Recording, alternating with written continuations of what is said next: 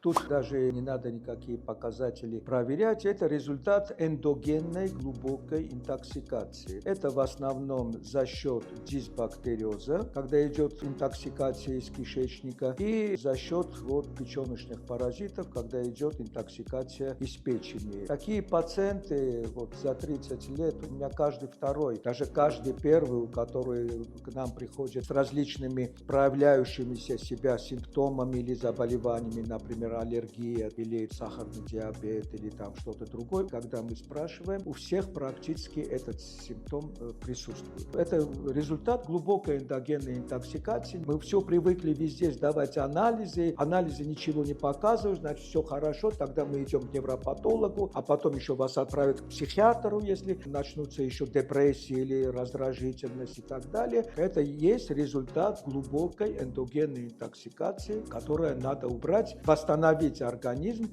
и это все восстановится.